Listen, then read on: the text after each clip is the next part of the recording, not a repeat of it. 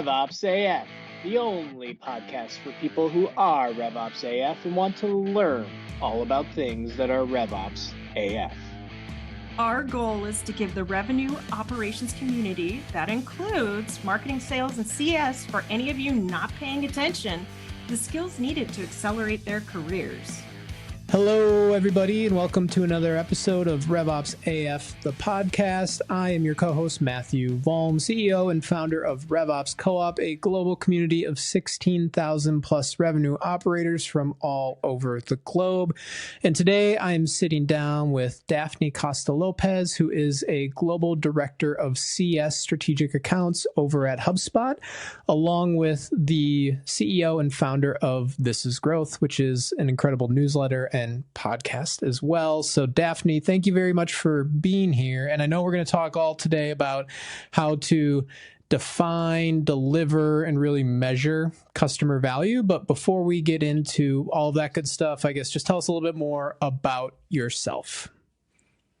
Yeah, it's such a pleasure to be here, Matt, and to be sharing with the RevOps audience. I love folks in revenue operations. We don't exist in customer success and anywhere really in go-to-market without you folks, and we can't make much happen without you. So I'm so happy to be here sharing some of this stuff.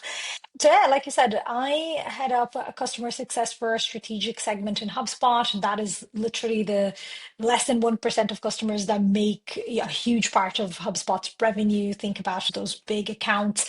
It's a new role for me. It is 6 months now, but for the longest time, I led all segments in our UK and Ireland business. And this is really a different role for me because it's a global role. I have customers from anywhere from Australia to Colombia and anywhere in the middle. And it's been really exciting to put together a global strategy to recreate this new segment and new way of serving customers at HubSpot. Customer success is a huge passion of mine, and I don't just do that on the day job. I do that on the newsletter and the podcast as well. I share a lot of the knowledge, the tips, the how-tos. Huge audience as well, like 15,500 people sign up to the newsletter now, which is phenomenal. Fails to blow me away how many people are interested. And, the podcast as well. It's every month out there, and I try to talk to people who have interesting ideas, big ideas with what we can do with customer success. So yeah, that's a little bit about me. We were talking about it just before we got started. I just moved to Spain from living in Ireland for a very long time. I lived in Ireland for over 15 years, and now I'm in my week 3 in Spain. So if anybody is listening and has tips about places to go in Malaga, things to do, please hit me up with that. Yep. From Dublin to the south of Spain and serving global customers at HubSpot. And you've been at HubSpot for almost 6 years now. And I think have really had a career in customer success. And also you were at our RevOpsAF conference last year talking about this topic of kind of delivering customer value. And then fun fact, anyone who's listening to this who runs into Daphne, ask her about her karaoke stage appearance at RevOpsAF last year, but I won't bring up any more of that. I do have photo and video proof if anybody's curious. But let's talk about customer value. And I guess let's start with the definition. Again, I mentioned you talk about this to our RevOpsAF audience last year. Let's set the stage, because I think we all have this idea of customer value that can be delivered to customers through these software products that we're building, if we're talking about HubSpot or any other software technology company.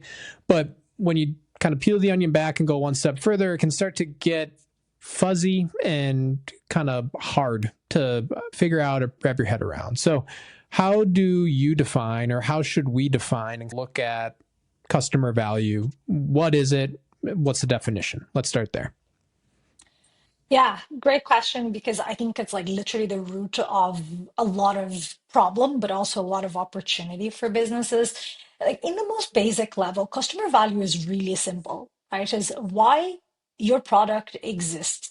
What are the problems that you solve for your customers, and how you measure that? So for example, if you're making a claim out there and you're saying, hey, my product helps improve productivity. Okay, how?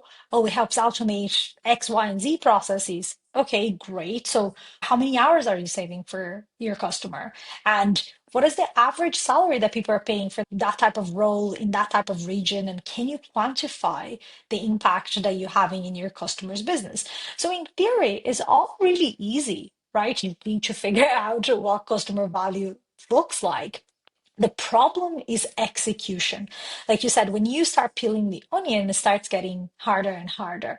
And there's a few reasons for that. Number one, I think, is alignment. Customer value is not something that you define in a department, right? It's not like customer success waking up one day and saying, hey, this is the value we deliver for our customers, or sales saying, hey, this is what we're going to pitch today.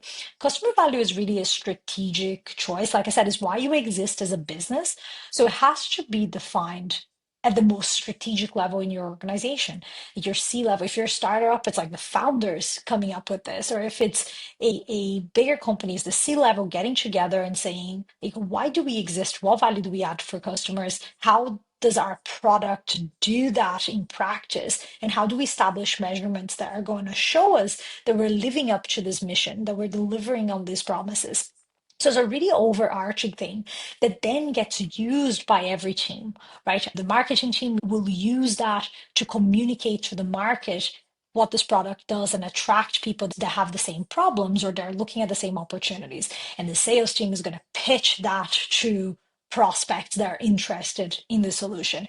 Then the customer success team is going to deliver that to the customer and kind of close that cycle, the promise you make and the value that the customer gets on the other side. So everybody uses the definitions of value, everybody uses the measures of value, but I think it's a very strategic thing. And I say that because I think that I've seen so many CSMs and so many RevOps folks dying on the hill of trying to define customer value because they're trying to do bottoms up. And it's not a thing that you do bottoms up. It's a thing that it gets done top down. And I've been in HubSpot for a very long time, as you said, nearly 6 years now. And one of the most effective things that happened was our chief product officer coming out was saying, here's the official HubSpot use cases for each one of our products, and here's how we measure success on those products. And by doing that, he literally created a framework and a platform for the entire business to value sell, to value deliver. So I think it's something that needs to be done at a very top-down senior leadership level. Sales teams are going to be able to tell the leadership team what's resonating with prospects, what are prospects asking us. Customer success teams can say, here's customers that are seeing a lot of success and are really happy with our product. This is the stuff that they're doing. So we can inform the definition and sharpen the definition, but it can't be something that teams try to do bottoms up. It has to be a strategic leadership initiative. Yeah. Once you have that definition, the next level is it can't just be buzzwords. It has to be measurable, right? Which I think a lot of people get stuck in that part. The people that can overcome the first level, which is defining why our product exists and in more practical terms, what value it delivers, then they might get stuck on the how do we measure that in the product. And I always like using this example of a company that I consulted with, that they are in the risk mitigation space.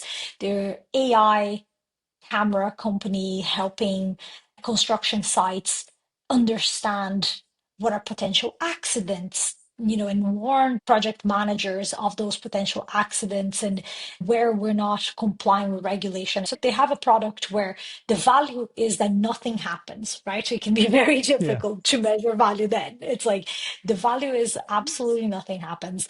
Very hard to quantify that. And especially because when you think about that space is like the something that happens is an accident or a lawsuit that, it's actually really hard to figure out what happened and how did it get settled, how much it cost to the business, etc. So it's a really complex space to quantify.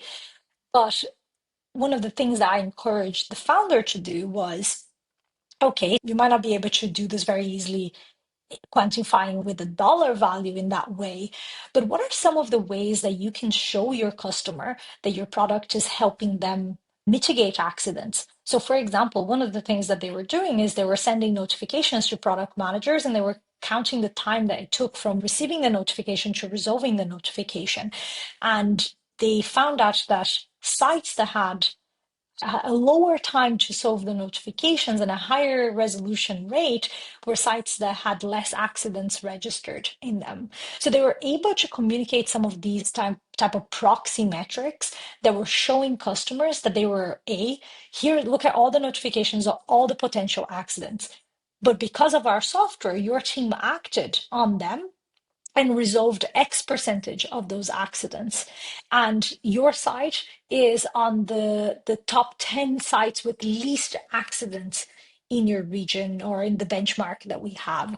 So even though they weren't able to connect, let's say, to that revenue saved metric that a lot of people are trying to get to, either revenue saved or revenue generated, they could still track let's say the end to end, from making the promise that their product was going to deliver on that, to showing in very practical terms how much their product was impacting the organization. So I think, like, even when nothing happens, you can find ways to actually demonstrate to your customer that your product is having a positive impact. You just have to be creative, and you have to work with product, right? These measures were things that were being tracked inside the product. They weren't things that were notes being taken by a CSM about some conversation that they had with the customer. It was actually behavior, it was activity, it was telemetry that was helping quantify the impact of the product. And I think that's the other piece of partnership that you need is, can we build these measures of value or these proxies of value into our product so that we can track them effectively? Mm-hmm. Yeah. And when it comes to, so we were talking about definition of value, and we're going to get into, I guess, delivery of value a little bit next. As people think about defining and then delivering value in a B2B space, you have, like you said, if you're a software technology company, you are delivering a product, for example, to, if it's B2B, another business or company, but you've got people that are buyers or users at that company. And as your business grows, right, and you take someone like HubSpot, for example, now you've got a lot of different products under one particular platform and a lot of different end users. So how should people think about the definition and delivery of value when you have all of those nuances? You mentioned on a product by product basis, something that you did that was tops down at HubSpot. But then if you also think about even just within one HubSpot product, you probably have a couple of different users that are on the other end that are seeing value in maybe a variety of different ways. As companies grow and scale, it might be easy if you're an early startup, you've got one product, one person you're trying to sell into, right? Value definition and delivery seems, I'll say, easier or more obvious there, but it gets complex as you grow and as you mature. So how does that, definition of value and value delivery change as companies get a bigger and more robust product portfolio? And how should they be looking at that? Is it company to company, product by product basis? Is it based on the end user that is actually like receiving the value? What's the best way to think about that? I love this question because I think you're starting to get to the layers of, there's value for the business, and then there's value for the different people that are engaging with the product. I will say something. As long as there's value for the business in a product, right? As long as you can show that piece, oftentimes what you find is that you will be successful in renewing and growing that customer, because ultimately it's a business purchase, right? The business is buying to solve a problem. There's a very clear ROI on the other side, and therefore, if you have a decent enough experience and a decent enough product, like you're likely to retain that customer for as long as you're delivering business value. But what you're talking about there, about the let's call them personas, right? The different personas that are engaging with your product. It's a really, really interesting concept, and not something I've been able to see many companies do really well, is understand the value that it delivers to the persona. And so if you think about like the business value, I like using the framework jobs to be done to define the things that need to happen in the product in order for the company to see value, right? So like let's use HubSpot as an example. We have a marketing automation product. The use case is to generate leads, right? People buy the marketing product to generate leads. That's one use case. Of course, there's more use cases there. So generating leads is how the business is going to see, is HubSpot delivering on what we needed to deliver or not? You might have an event manager that's running events to gather leads, and you might have somebody that's running inbound campaigns to do that with email. You might have somebody else that's outbounding. That there's like so many different ways that people can generate leads. And all those different personas are kind of like having a different experience with the product. What I would say is the thing that I think helps us solve for the persona and the user while also solving for the business is to be very clear on the layer below the use case with the strategies that you can use to execute against that use case and have a robust system for allowing that person to obviously execute on it and also measure. So, for example, if I'm an inbound marketer sending emails, I want to be able to look at my email health. I want to look at open rates. I want to look at click-through rates. You want to provide the user with enough to execute and measure the strategies that they're using at their level. On the delivery side, I think what you also want to do is you actually want the user to have enough enablement and their journey to be tailored so that they can do their job, right? You don't want a sales rep getting the same experience and enablement than a sales director inside our sales product. You want them to have different experiences because, the sales director is logging in every day to look at their forecast and their pipeline, and the sales rep is coming in every day to log activity, to figure out who to talk to. So they have very different use cases and experiences when it comes to what great to use looks like. So you want to cater their onboarding journey, their education. You want to cater for them. The only way you can do that is if you know who they are, right? You need to know, you need to be capturing who they are in your system. And that is the thing that I think RevOps folks can help us do much better. Like most companies are not tracking that. And even when they have the first title that they, put in there, like let's say you get somebody in an onboarding flow where they have to put their name, their title, their email, etc. That first title in 1 year time, I can guarantee you that that's going to be obsolete probably. That sales rep became a sales manager or became something else in the team. So you need to enrich that data and you need to continuously update that data in a way that's going to allow you to target the individual with the right content at the right time. And I think that's something that most companies do very poorly. I think people are they're trying to get that first level of value definition for the business level, and they haven't even gotten to that user level, Mm-hmm. persona level tier just yet. But I think it's there for us, especially with AI and with some of the exciting tools that we have to really kind of do behavioral analytics and tailor the customer journey. I think is there for us. But first we need to figure out like what value do we deliver as a business to then be able to break down to how do we expect the personas that engage with our product to engage with it in a different way. Yeah.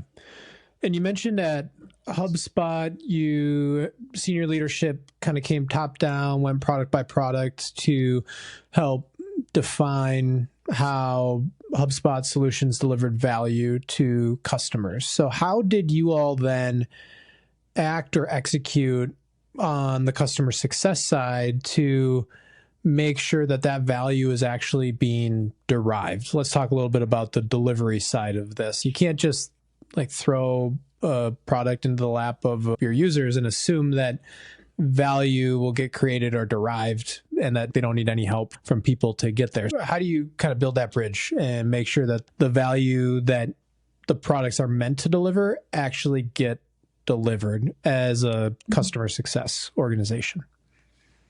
Yeah, I have to shout out our incredible CS operations team that have come up with a great score and kind of metric that we have internally that actually takes the use cases that we have and connects them to the features in the product, and then is able to look at what healthy usage looks like based on the use case that the customer is buying HubSpot for.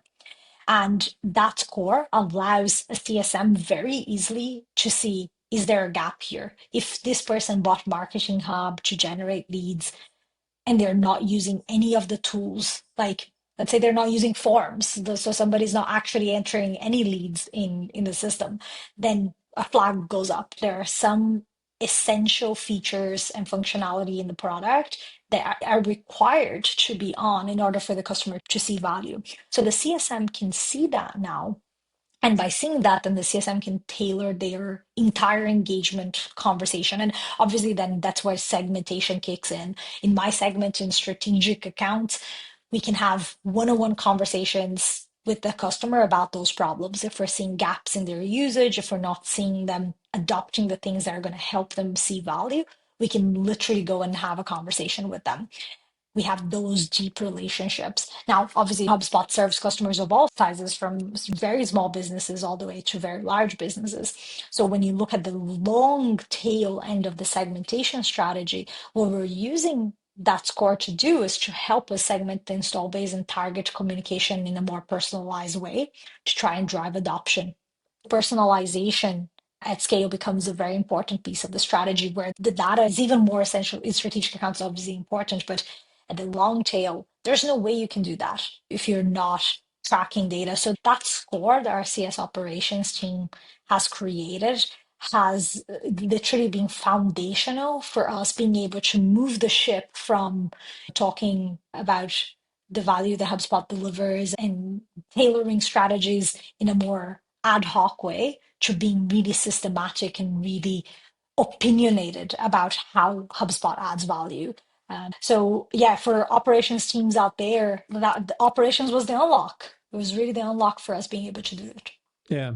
How many different, you mentioned the scores that you have, and initially my mind went to on the marketing side, right? Like lead scoring as something common practice.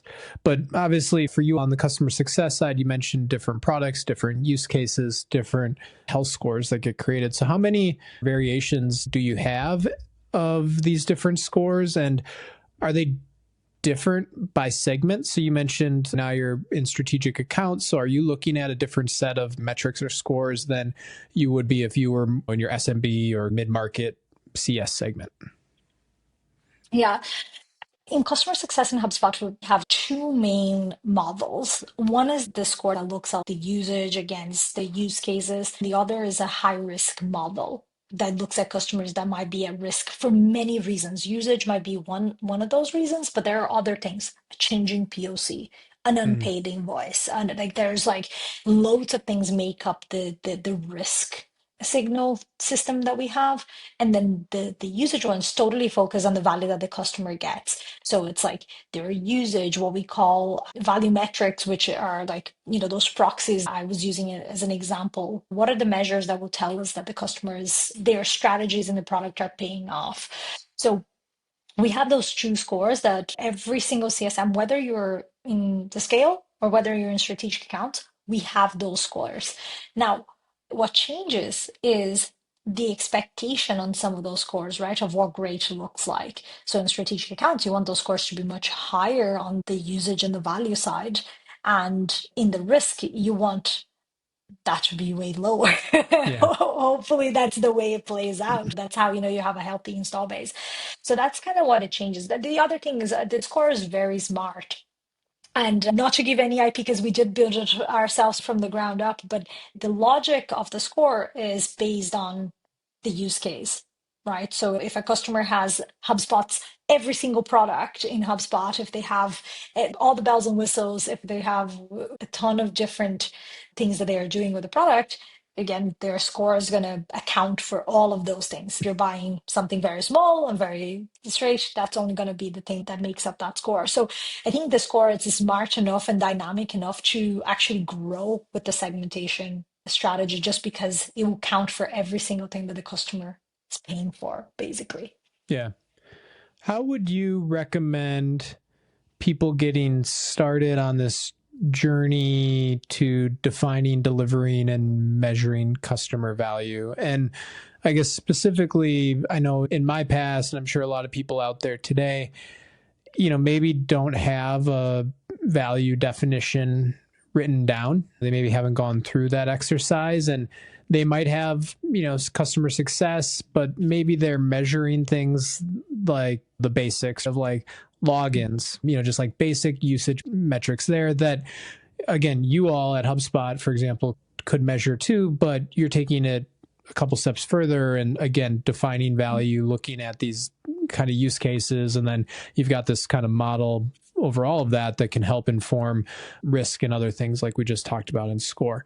So for people out there who maybe are looking to just go from 0 to 1, they're at that most basic level, what are the steps you recommend they start with? What would you do if you were in that spot? If I was starting from scratch again, I think what I'll do is I would start by locking myself in a room with a whiteboard with at least one very experienced sales person, a very experienced CSM, a very experienced product manager, getting together around the table and talking about what are the 3 top use cases that are, why do people buy us? Why do they stay? Right? And start with a small number of use cases where you're saying, okay, so here's the things that it's true to 80% of our install base or more. And then start there with those 3 use cases and then map the features that connect to that. If you can do regression analysis, amazing. But if you can't, people will know, right? It's again, what I said to you about, HubSpot and our marketing tool generating leads as a key use case. Genuinely, anybody in our sales team could have told us that, right? Because this is why it's why customers buy HubSpot. So you can get very far with a team of sales, CS, and product in the same room that they have seen enough of customers to understand that. And then when you get those basic use cases, the person in CS will be able to say, hey, what really helps people generate leads? It's when they're running ads, when they're running emails, when they're doing these things. So you can start by inference, by experience, and then refine from there what you believe. You can start a test there and say, okay, let's build this brand new score. Let's call it the value score for our business. Let's say in each one of these use cases, we're going to track 5 different usage metrics. It will be, if they're using feature A, B, and C, and then you can think about those features and say, does somebody need to be using this weekly, monthly? Find the frequency where that would make sense, right? How often are people creating deals in the CRM for their business to be healthy? You can debate in a million ways the size of the deal, etc. But I think that there are some common practices that you can start with, and then you can help the score get better by putting it out there in the world and seeing if it works and start testing. And why doesn't it work? If it doesn't work, then you can iterate that score. I think you can do it by that. My daughter is good at that. Yeah.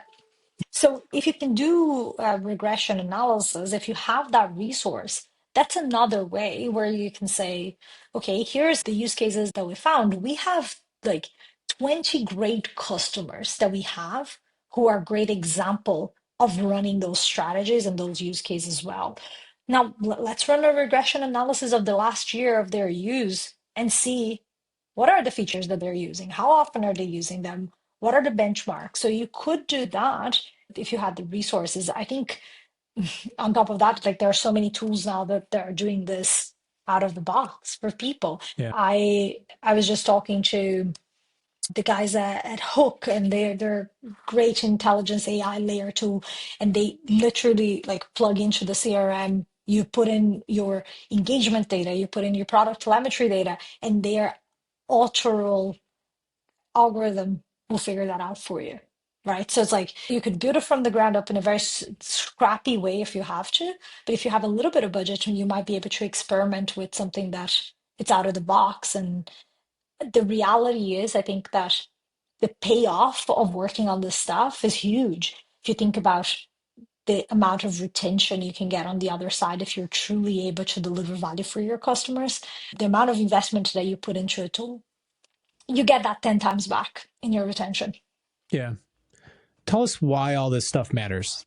Why should we care about investing in customer success operations? What's the business impact that you've seen or experienced yourself? That's the other thing is I don't know, people always kind of maybe naturally navigate or go towards new business and sales, like new logos coming in the door. But CS can often be this overlooked, forgotten area of the business. Why does it matter? Why should it actually be top of the list? And why should it be a bigger deal than maybe we're treating it now? I love that question because I've been on the receiving end of CS being deprioritized Mm-hmm. in terms of investment, in terms of the task list of operations, things that need to happen. And I think, like, if you care about business growth, you should care about retention, right? Because if you're growing 10% every year on your new logo, if you're growing 20% every year, but you're losing 10 or 15 or 20% of your install base, then all the energy that you're putting in to acquire brand new customers is literally going down the drain. Mm-hmm. You're staying flat. And while at the very start of your journey, growing a business, you might be able to mask that a little bit because you're trying to find product market fit, and maybe investors care a little bit more about your traction with the market versus your ability to retain them. I think that the landscape has changed a lot, and investors, the more mature your business gets, the more they care about whether you're able to retain your customers, because they know that's an indicator that your business is healthy and is sustainable and you're going to be able to continue to grow. If I was an investor and I was putting 100,000 on a business and I knew that 100,000 would pump up their ability to sell more, and that would in turn literally translate into $500,000 in sales, and that the business will grow by that much, I'd put my money into that. But if I thought that I was going to put 100,000 and on the other side, I'd get 500,000 that's being lost, I wasn't going to really put my money in that business. Like, if you care about growing your business, you have to care about retention. Nobody works on an infinite market, right? There are no infinite numbers of customers for you to sign. So there's a limitation for how long you can churn customers and continue to grow. You're going to be capped at some point with how much you get to penetrate that market, how competitive it is. But if you're just churning customers left, right, and center and losing them, you're going to hit a place where you're just not able to get customers anymore. The best way to get a new customer is to get that customer talking about you so that they refer your business, because people trust other people. If you delivered value to a business, if you're able to say, yeah, I bought HubSpot for my business last year, and my God, like, it was a game changer for my business because we were doing everything manually. We were in spreadsheets. I didn't know the data behind my business, and now I do, and I've been able to increase my sales. I've been able to get better intelligence and improve my processes and improve my pitches. And now my business is growing. Like, that resonates with a prospect way more than your sales rep picking up the phone and saying, we can do all these things for your business. So being able to get customers to see value and recognize value and talk about the value that your business brings is like, it's a growth engine as well. So, I mean, if you care about growing your business, you should really, really care about retention. Yeah, important things you hit on there. One, early stage companies, typically to grow your revenue, you are going to focus on new logo acquisition, but that's because your starting point is right before you have customers, your starting point is 0. Then as you grow, your base is typically pretty small. So the only way you're going to really grow is by continuously adding more and more people on top of that. But once you get to a certain stage, maybe it's product market fit, maybe it's just a critical mass. The way the math works is that if you want to grow month over month, quarter over quarter, year over year, period over period, again, there's a numerator and a denominator there, right? If you don't keep your base period over period, then like you said, you may add 10 new customers in a month, but if you lost 15, the net of that is going to be negative. And so you may be adding new folks, and if you only looked at the new logo side, things will be great. But the base piece is super, super important. And the thing that people can often forget or overlook is what you just mentioned at the end there, which is your customers can actually be a great source of pipeline for new business for you, right? Because I know I've experienced this myself. When you're happy with products and when they are delivering value to you, you will just naturally go out and talk about them, right? To other friends, colleagues, people at other companies. And so that is a very real source of pipeline generation that, again, if you're not focused on delivering value or serving happy customers, that you will miss out on. I have one more question for you, not RevOps related, before I let you run. I mentioned karaoke at the beginning. I mentioned you spoke at our conference, RevOpsAF conference last year. You have some conflicts this year, so you're not going to be able to speak this year. But I want you to pretend that maybe you flash back to San Diego last year, that you're delivering the opening keynote at this year. We're going to have 300 to 350 people there in New Orleans. And so pretend that you're delivering the opening keynote and we call your name and you're entering stage left. What would be your walk-up song that you would play as you came on to the main stage to deliver the opening keynote? I'm curious if, one, it's going to be the same walk-up song you chose last year, and two, if it's going to be the karaoke song that you sang last year. I feel like it would probably have to be the karaoke song because it's going to be perpetual. It was so bad that's going to be perpetual. At least I did that with friends. Yeah. Two other RevOps folks that I met during the conference who are also based in Ireland. We sang Cranberries together. Yeah. Yeah, that was fun. But my entry song, I don't know. I feel like it would have to be that. But the original one was Daft Punk is Playing My House, which I think I was vibing walking up to the stage the last time. Yeah, both very good choices. And then before I let you go, Daphne, where can people learn more about your growth newsletter and podcast? Yeah, you can sign up for Unconventional Growth on thisisgrowth.media. It's on the first page, homepage that you can sign up for that. You can listen to the podcast on Spotify, on YouTube, on Apple Podcasts. And you can also follow me on LinkedIn. I post there every day. And if there's anything interesting that I'm thinking about that's going to come up in the newsletter, is often there as well. So you can follow me on Daphne Costa Lopes on LinkedIn. Awesome. Well, Daphne, thank you very much for joining and dropping some knowledge on us. I really appreciate it, but that is all I have for you, so I will let you run. Thank you so much. Thanks so much for tuning in to today's episode, everybody. For more great content like this, join our community at RevOpsCoop.com and check out the links provided in the show notes. Keep it RevOpsAF, y'all.